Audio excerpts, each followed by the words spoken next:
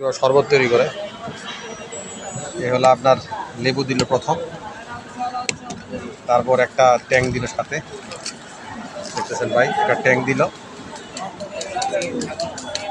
দেখেন। ট্যাং দেওয়ার পরে এখন পানিটা ছাড়বে। একটা শরবত বানাতে হলে কত কষ্ট লাগে দেখেন। লেবু, তারপরে ট্যাং, তারপরে পানি দেওয়ার পরে এই ইয়াদের লেবু ইয়া দিবেন না, এলো কি দিলেন, লবণ দিল, বিট লবণ, তারপর নাড়া দিল, একটু বাইরে দিয়ে দিল। দেখছেন কত টাকা করে? 10 টাকা করে পাচ্ছেন। এই ভাই প্রতিদিন কত গ্লাস বিক্রি করে? 1500 গ্লাস, 1500 গ্লাস বিক্রি করে ভাই।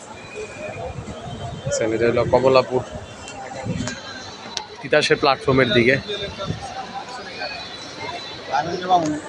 হ্যাঁ, নারায়ণগঞ্জের মামুন ভাই বিক্রি করে। প্রতিদিন থাকেন কোথায়? এইদিকে থাকে নারায়ণগঞ্জের মামুন ভাই। এটা তার পেশা আর কি, ব্যবসা।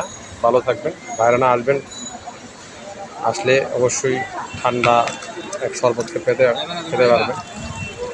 ধন্যবাদ, দেখালাম।